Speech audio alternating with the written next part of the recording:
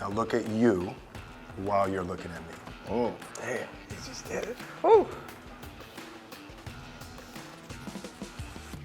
What's going on, everyone? Welcome to the Behavioral Arts. My name is Spidey and I use my degree in sociology and psychology, my certifications in criminal interrogation and body language analysis, and over 10 years experience as an award-winning mentalist to teach people behavioral analysis and practical psychology on stages and television shows all over the world. For the first time in a long time, Will Smith sat down and did a full-length interview on a show called 360 with Speedy, where he opened up about his life in Hollywood, his past with Jada Pinkett Smith, and a whole bunch of other stuff. But what do his body language, facial expressions, and word choice reveal? Now, there are a couple of reasons this interview caught my interest. One of them is that the host, Speedy, who isn't me, by the way, I'm Spidey, he's Speedy, two different things, but he's doing some really interesting things as an interviewer that seem to be working in his favor, and we're going to look at what those things are. The second reason is that the feedback to this interview has been very split. A whole bunch of people are saying, wow, there's some real value here, he's being very real, and we're seeing sides of Will Smith we haven't seen in a while. And then a whole bunch of other people are looking at this through the lens that this is still the guy who got up at an award show and slapped the host and never really took accountability for that. And we're still seeing more of what we've been seeing since then, some fakeness, some dodginess, and they're not quite buying the interview. So we're gonna look at the nonverbal communication here to try to figure out why there's such disagreement about the nature of this interview and which version of Will Smith we're getting. Also, a quick note for the regular viewers, make sure to stick around till the end of this video because I have a couple of important announcements. That being said, let's take a look at these clips from the top. Before Dana Goodman discovered the Fresh Prince, you were just Will. Yeah. Will Big from- Willie. Yeah, Big Willie Woodcrest. Woodcrest. Oh man, you went deep. You went deep.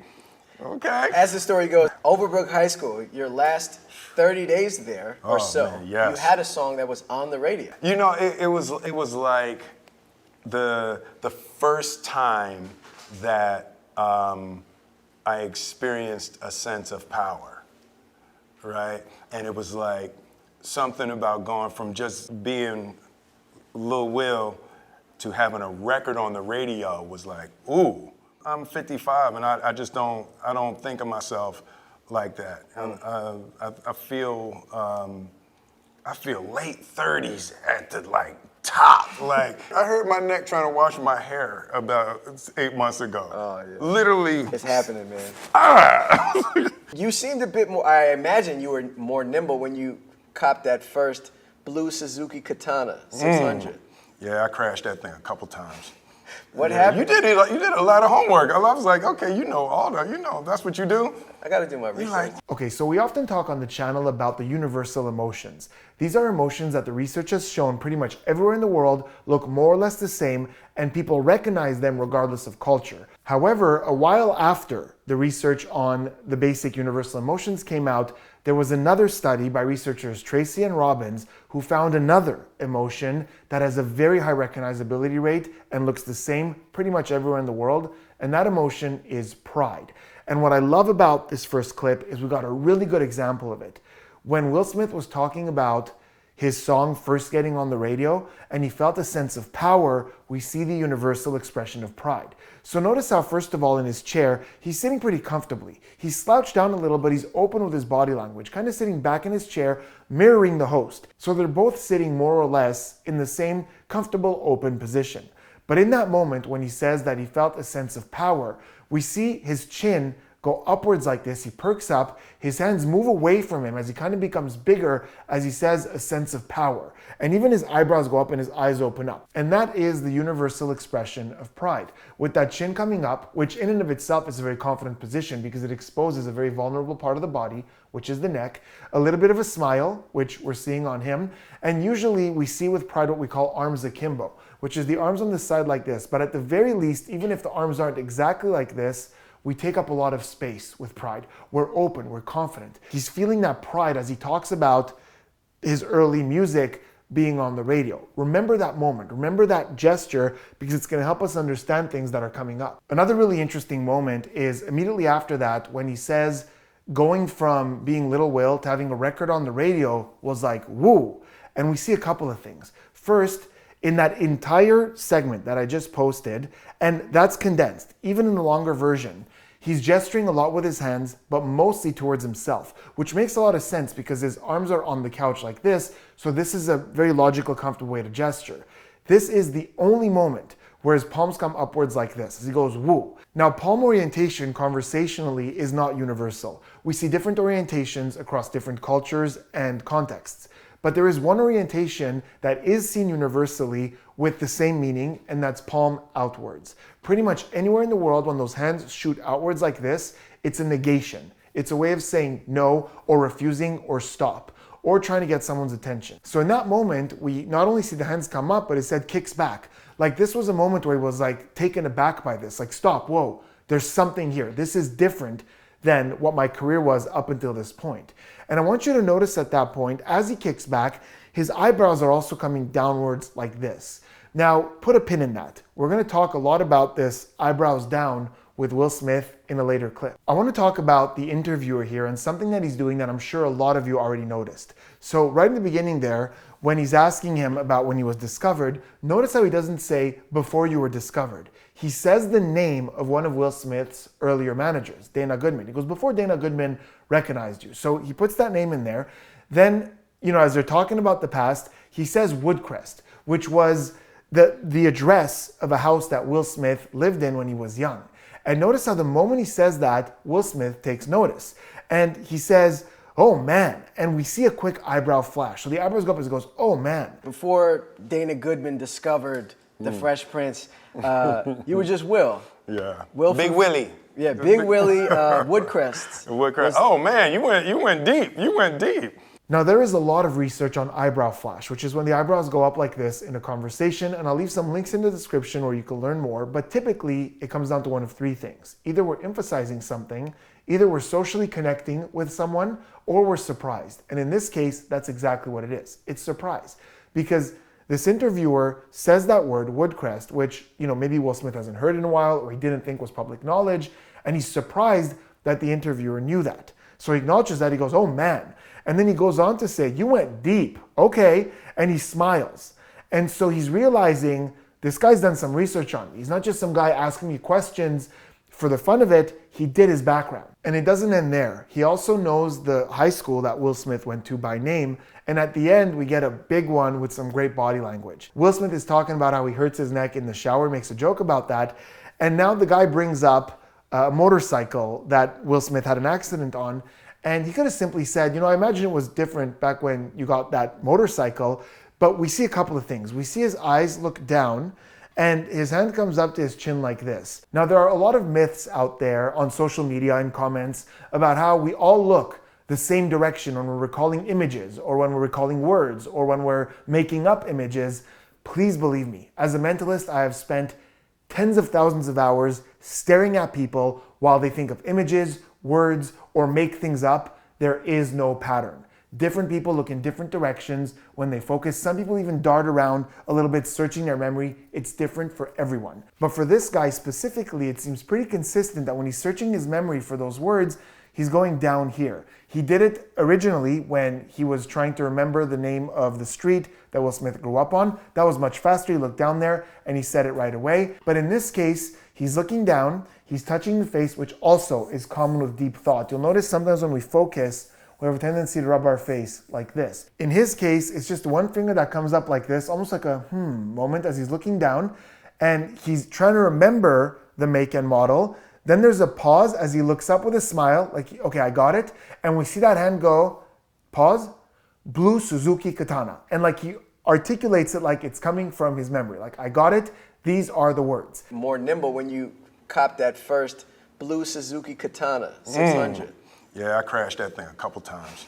What happened? You did a lot of homework. I was like, okay, that's what you do. And once again, when he names the make and model of the motorcycle, not just motorcycle, Will Smith takes note of that. And he goes, you did your homework. Okay, that's what you do. So it's like he's realizing, okay, like he's even saying, that's what you like, this is what you do. You go deep like this. Okay, I understand.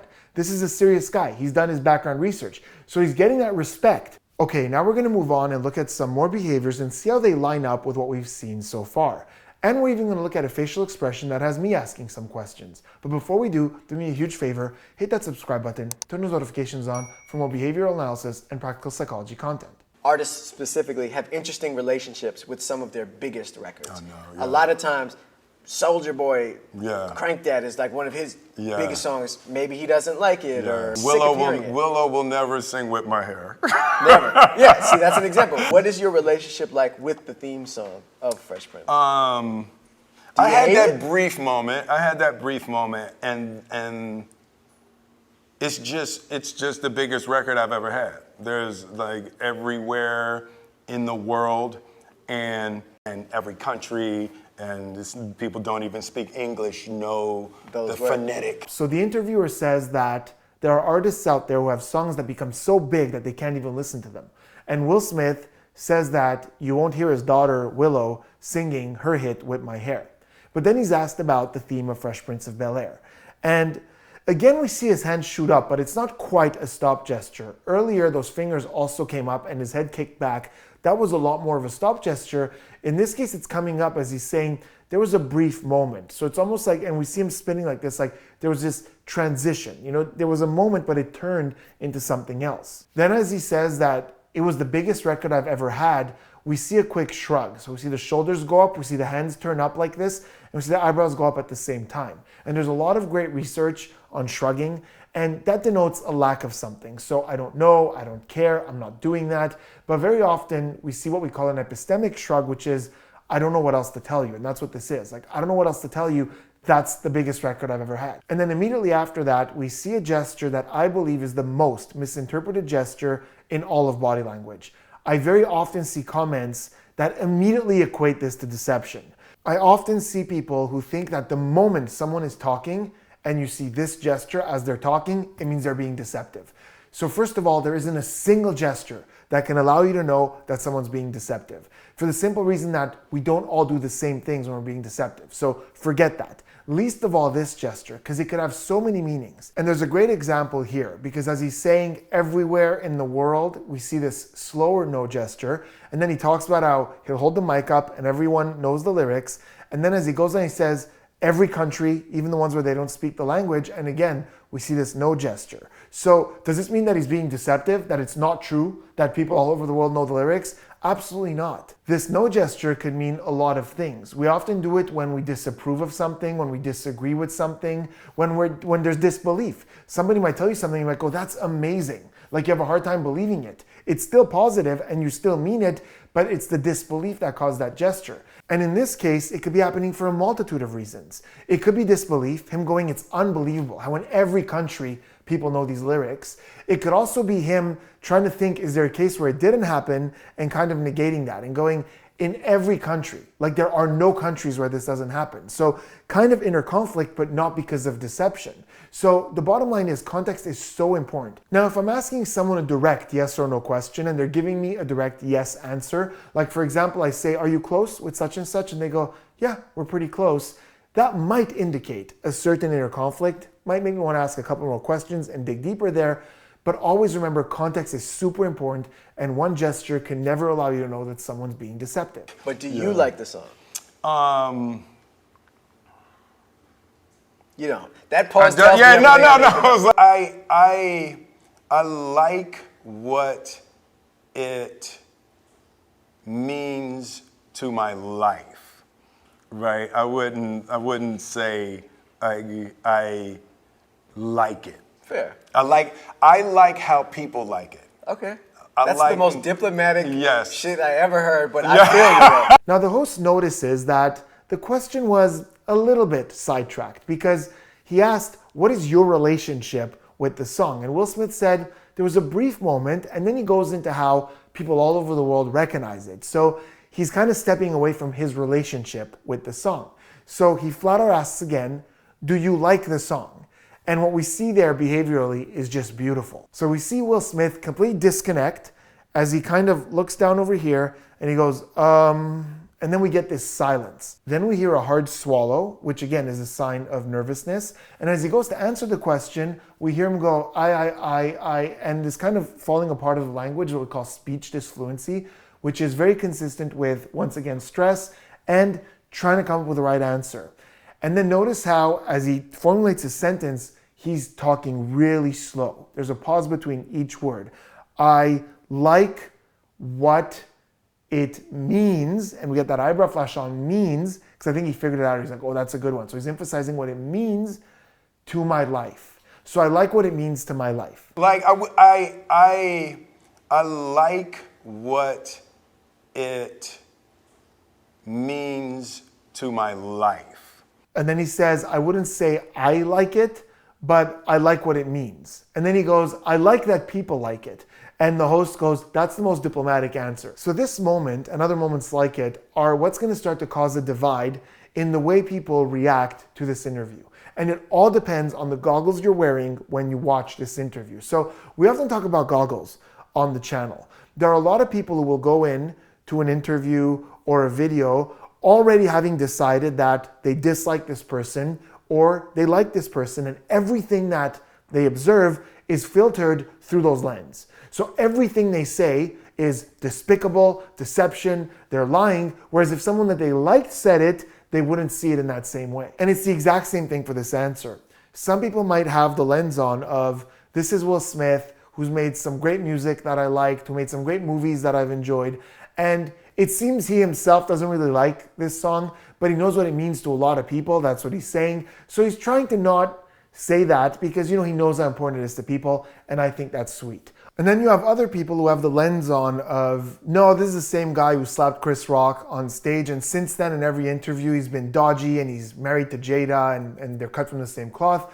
And here he is again, starting with the dodginess, and he's kind of sidetracking the question, and it's kind of going to paint the way they see the rest of the interview when we start getting into some of the more serious questions, which we'll go to right now. TV fame is one thing, and I imagine movie fame is something different. Yeah, for sure. What are some of the differences that maybe someone like me, the layman, wouldn't understand? TV has changed now. It's a different thing. But back then, you had to be there. You had Monday night at 8, or you might not see it for 6 months. And what would happen with television is people watched it like in their house in their underwear, right? So they know you. Whereas when people would see a movie star, it was a whole different thing.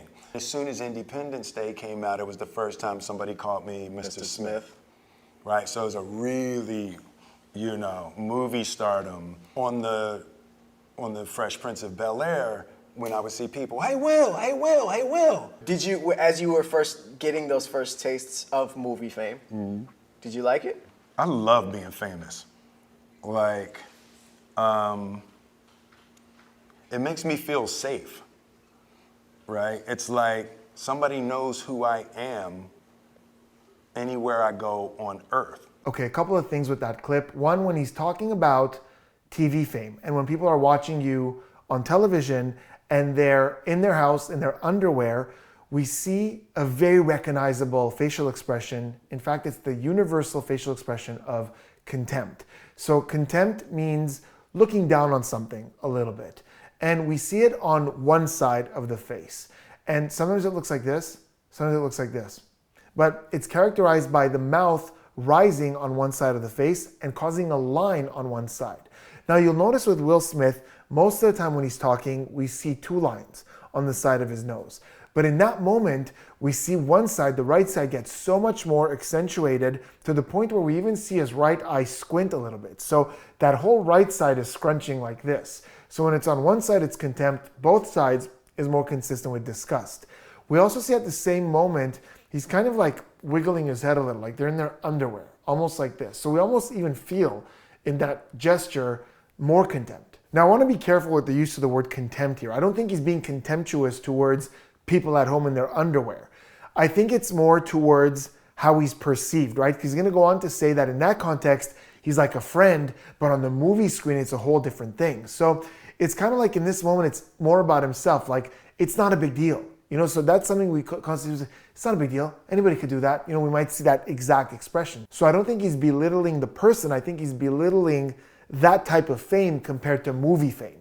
Which he goes on, and when he talks about the movies, notice how now everything is open and grandiose, and we're going back a little bit into that pride position. His hands are also outwards like this, but you'll notice it's not a sudden extension like this, like earlier when he said, whoa, like stop, this is different. In this case, It's more as he's talking about how big the movie screen is, he's using his hands as illustrators. So it is a little bit different from that stop gesture. However, immediately after that, as he says that this was the first time somebody called him Mr. Smith, he goes, so it was really, and again, we see the hands come palm up and the head kick back again, the same way they did, exactly, when he was talking about being on the radio. So it's so fascinating that both times he's talking about a transition in his period, and we're seeing the hands like shoot up like this and the head kick back as he goes, now this was different. This was different from what I was used to. To having a record on the radio was like, ooh, first time somebody called me Mr. Smith, right? So it was a really, There's also something really interesting about the distinction that he's not mentioning. Now, I could be wrong about this. He knows his career infinitely better than I do, but I think there might be another element to why people went from calling him, hey, Will, to Mr. Smith. And I don't think it's necessarily about going from TV to the big screen. I think it also has a lot to do with the role. So when he was on The Fresh Prince of Bel-Air, he was Will Smith. He was young, it was comedy, he was silly. And like he said, you see him week after week on the television.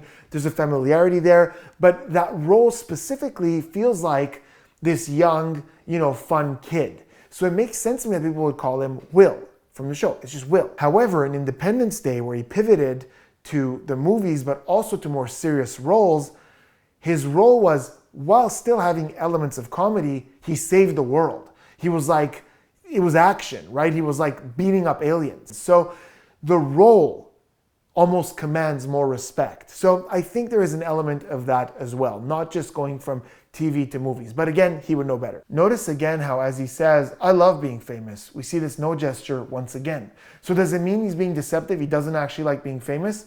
Maybe, possibly. There are elements of fame he doesn't like. But in the confidence and the way he's emphasizing with his eyebrows as he says it, with the confidence in his tone, I think it's more than likely that he's just saying, oh man, it's unbelievable. There's nothing like it. I love being famous. Again, remember, a lot of people emphasize with no gestures, and I think that's exactly what that is. But after that, there's a facial expression that has me asking some questions. I'm not entirely sure as to why it's happening. I have some theories, but he says, I love being famous.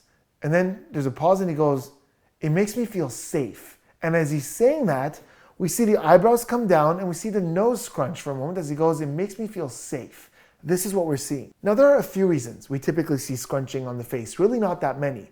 For example, with anger, the eyebrows do come down, but we don't typically see scrunching around the nose and mouth. We see tension. You see the lips compress and the jaw gets tight. With disgust, we see a lot of scrunching. Things come inwards because we don't want more of this input. So when we're disgusted by something, a lot of scrunching.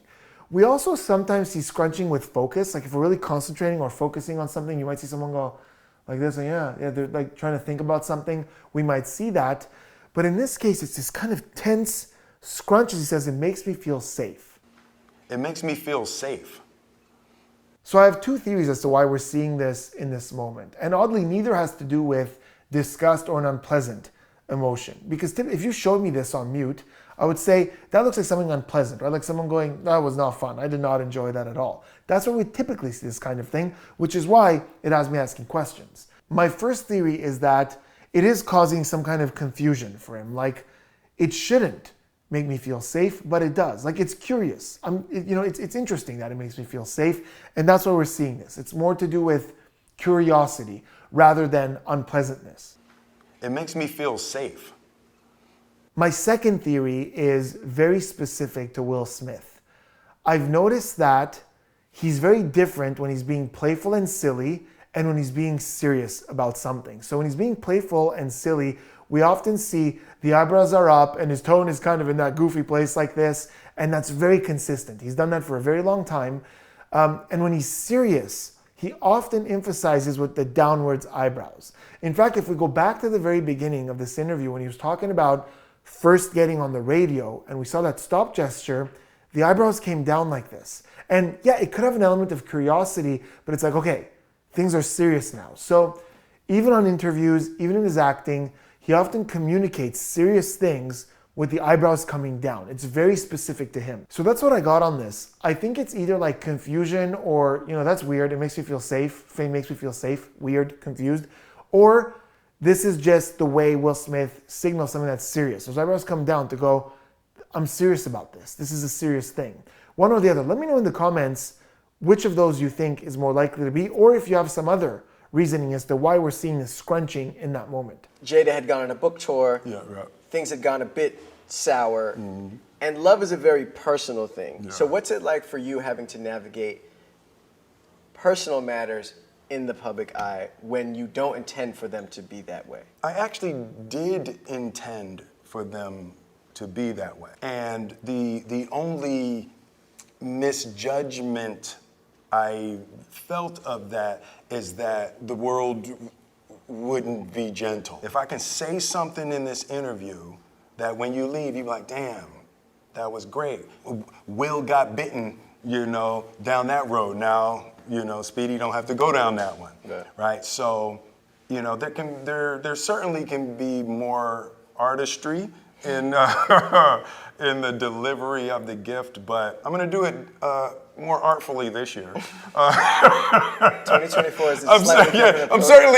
I'm certainly going to be a little more delicate with it, but even though a lot of my stuff may be public, it's like ain't nobody doing better than me. It's like, Okay, what? Am I the only one that was really confused by that? So the host is saying that we were supposed to do this interview a while ago, but Jada was on a book tour and things got sour and love is a private thing. So how do you feel about, having to publicly speak about something that's meant to be private when you didn't necessarily intend to? So it appears that the host is referencing when Jada went on her book tour and started to say things on interviews about Will and a relationship with Will. And she revealed how they hadn't officially been together for several years, but they're working on it. And that in itself caused a lot of confusion. But in this case, he's being very selective with his language, and it's very ambiguous. He's saying, only misjudgment I felt is that the world wouldn't be gentle. Misjudgment about what? Gentle about what? It's a little confusing. And then he talks about how he wants to help people, so Will got bitten down that road. What road? It's weird because he has a chance to elaborate here to say, Will got hurt going down this specific road and tell us what it is. Is it being with someone? Is it allowing someone to go out and talk about your stuff when you're not there? What's the road that you got bitten on? Then he says things like, there can certainly be more artistry in the delivery of the gift. I'm going to do it more artfully this year and certainly can be more delicate with it. But be more delicate with what? Be more artful with what? Do what more artfully this year? What's the gift? So again, it's almost like he's saying these things that kind of seem like he's saying something, but it's so ambiguous that I'm not even certain what he's talking about. There's a part of me that feels like he might be referencing the slap. He's going to deliver his message more artfully or more delicately. He must be talking about that. Because when it comes to the book tour, I can't see what element of that he could have done more artfully or more delicately. So I just feel like things are getting jumbled here. And at the end, he goes into that comedy tone that's so distinct for Will Smith. Because he's talking about this whole thing about how he's trying to do something better, some delivery of a gift. Something's trying to be better. And then he says how an unexamined life, doesn't have too much value and all these things about how he wants to inspire others. And at the end, he drops the tone into that, ain't nobody doing better than me. And that's a very classic tone that even all the way back with Fresh Prince of Bel-Air, he would deliver comedy lines with that tone. Ain't nobody doing better than me. It's like. So this is where a lot of commenters start to get a little critical because it's almost like he's talking about examining your life and opening up. But in so doing, he's being so ambiguous that we're not really sure what he's opening up about.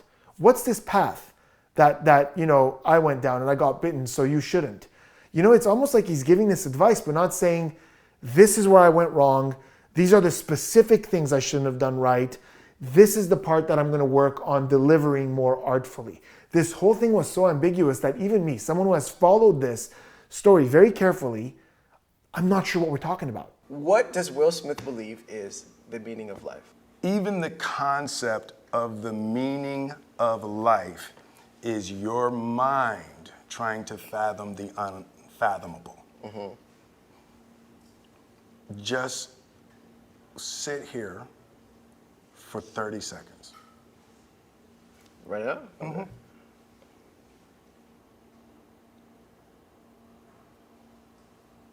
Look at me. Now look at you while you're looking at me. Oh, damn, you just did it. Whew. I'm trying to. It's not easy though. You're right.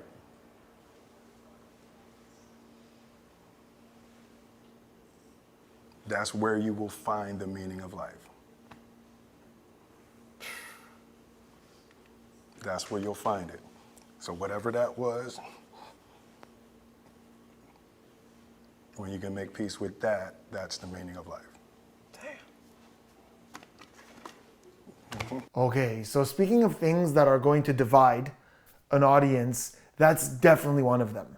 Because I'm not going to talk about the merit of that exercise, because that's completely subjective, right? Some people are going to look at this and go, what was that? That was nonsense. And then other people who practice meditation or hypnosis or, focus or being present or being in the now might see value to an exercise like that. So it really depends how you're looking at this. But I want to look at this from a behavioral or logical standpoint, right? So first he's being asked, according to Will Smith, what is the meaning of life? And the first answer he provides is, even just asking that question is to try to fathom the unfathomable. So basically he's saying, we can't know. We can't even begin to know. We can't even think about knowing. So there isn't really a clear answer. And this answer lines up with an interview that he did a little over a year ago with Trevor Noah that we looked at on the channel. But in the beginning, Will said that he's been traveling the world looking for the secrets of life. And when Trevor asked him if he's found the secrets, he said, no, not at all. And that lines up with this, that it's not fathomable, that we can't even begin to understand the meaning of life or the secrets of life. So you're traveling around the world. Traveling around the world to Just like finding the secrets of life. And are you finding them? No, not yet. Not yet. But then he kind of switches gears. And now it's like he's almost doing this spiritual guru thing to help Speedy get this big revelation of how you could access the meaning of life. Something that a moment ago he said is unfathomable to even think about how to know what the meaning of life is. So I'm wondering if this is something like, maybe he speaks to some spiritual people and he's kind of seen this before, someone do something like this. So he's kind of trying to have this moment of like this teachable moment. I don't know if that's what's going on, but I found it interesting that he went from it's unfathomable to, okay, here's how you do it. So now we go into this whole being in the moment thing, right? So he goes, sit here for 30 seconds. And if you look at the host, he goes, oh, what now? Like it's almost like something out of a movie, like, oh, okay, we're doing this now. And he kind of sits there confused. He has this very tight kind of smile, which is something we do often when we're holding back, like laughter or feeling a little awkward. So we're definitely seeing that. And he's kind of sitting there looking around like he doesn't know what he's supposed to do here. So then Will Smith doubles down. He goes, look at me. Now look at you looking at me, which is kind of like, how do I like leave my body? Do I think about me? Like the instructions are a little unclear for this guy who's already having a hard time with the exercise. Now with guided meditation or hypnosis, which is my background, something I studied for a very long time, we typically would say something like, now imagine yourself floating out of your body and seeing yourself in that chair. Or imagine yourself through my eyes in this moment. What might that look like? But in his case, the instructions seem pretty unclear. Look at you while you're looking at me, like instructions unclear. And we see like the kid's having a hard time with this. And he's looking at him and he goes, yeah, I'm trying, but it's hard. And Will Smith says, you're right. And I'm not even sure they're talking about the same thing. I think the kid means like, it's hard, like I'm not really sure what I'm supposed to be doing. And Will Smith is going, yeah, it's hard. Like spiritually, it's really hard to get to that place that I'm trying to talk about here. And then after a little bit more of pause, Will Smith goes, that's where you will find the meaning of life. Whatever that was, and he goes like this, when you make your peace with that, that's the meaning of life. So a few things. First of all, again, this guy who said it's unfathomable now knows where the meaning of life is, suddenly. Then he's saying, whenever you make your peace with this, but I think that this that he's referring to was just this guy being a little confused what he's supposed to do. Now at the end, the guy goes like this, like his mind has been blown. But again, I think it's because this interviewer wants to respect Will Smith. He's done all this research on him. Clearly, he holds him in very high esteem. So he's faced with a choice here. Either he can go, yeah, I don't what was that? I don't know what that was. And kind of just really break the connection here and kind of seem like he's not vibing with this exercise. Or he can lean completely the other way and just go, yeah, oh, that was super deep. Yeah, dude, yeah, that was awesome. He doesn't even know how to elaborate on that. He goes, damn, and just kind of like clicks his card down and smiles and kind of just quickly moves on to the next thing, because I don't see that he has too many options here. He kind of has to go, wow, yeah, thanks for that moment. Like, this is important to Will Smith. It has to be important to me. I realized when, we were making Bad Boys 1, when we were making Bad Boys 2, like, I had in my mind, I wanted to be the biggest movie star in the world. I wanted to do all of this. And I realized while you're planning your life and you think you're going somewhere, your life's actually happening. Your life's happening now. It's not happening when you think it's going to happen. And on this movie, Martin was just really focused on paying attention to the fact that we are in a good life. Yeah. And it was like literally, we're in a good place. We're in a good place, I wanted to end with that clip for a specific reason. It has nothing to do with behavior. I just think it's terrific advice. And almost a reminder to myself that what I do often seems very critical, because that's what I'm doing. I'm critically analyzing what someone is saying, the way they're communicating, the nonverbal communication, the body language, facial expressions. And it often seems like it's just negative criticism. It's really not. There's a lot of positive in this interview. There's a lot of stuff he talks about on his way up, mindsets, the way he saw things. And there are moments where if we kind of let go of what's been happening over the last couple of years, there was value. It's just given the nature of what I do, there isn't much for me to analyze in those moments. But I do encourage you to go watch the entire interview, because there are gems like that one. And I think that's so great. And I'm going to remember that. I'm going to remember what he said, because even with my own career, very often I'm like, I'm working on this because this is going to get me to the next thing and the next thing and the next thing. But then when I think back to those stepping stones, I go, wow, that was so much fun. So I love that. I love that advice of saying, while you're focusing on your future and trying to build it, life is happening in that moment. And in the future, you'll look back and really remember this moment, that building moment, very, very fondly. And I completely connected with that. So look, historically, I have been quite critical of Will Smith, especially because after the slap, there was some interviews and some videos where it seemed like he was being pretty dodgy with that subject. I still think he's been dodgy with that subject. I still think he owes Chris Rock a proper apology. And I think that a lot of people are in this disliking everything Will Smith says because of the fact that for them, he's still stuck at that moment. And his association with Jada, who also tends to be very dodgy about things. And on the other hand, there were people who were able to look at this interview and see the old Will Smith, that fun Will Smith, and move past what's been happening in the last couple of years to just kind of see that guy who entertained them when they were younger. So I think there's going to be divide over Will Smith still for a while, or at least until he can put this whole thing behind him the proper way. And even then, I think that for some people, it's going to be hard to go back to seeing Will Smith as that fun entertainer. I think that night at the Oscars, he kind of shattered an illusion for a lot of people, and they said, whoa, okay, we didn't see that. There was something beneath the surface. And they'll have a hard time going back to trusting Will Smith. And that's fine. That's totally subjective and up to the individual. Now, before we go, I have a quick announcement. I very often get asked in the comments if I'll be performing in my area, in or around Montreal, and I am. In just about 2 weeks, on April 27th, I'll be performing at Playground, which is about 15 minutes away from downtown Montreal. This is a public show, and because it's subsidized, ticket prices are lower than I've ever seen them. So I'll leave a link in the description for those of you who are in the area. Check it out, grab some tickets, come see the show, come say hi after the show. I'll do a meet and greet. It's going to be a ton of fun. And just to clarify, this is my award-winning mentalism show. So it's entirely entertainment. I bring people up from the audience and I know things about who they are and what they're thinking in seemingly impossible ways. It's a mix of trickery and psychology. It's a lot of fun. You'll see how I pepper in a lot of what we talk about on the channel, but it is primarily an entertaining show. So if you're in the area, check out the links. Come see the show. Can't wait to see you guys. Let me know what you thought about this video, and I will see you on the next one.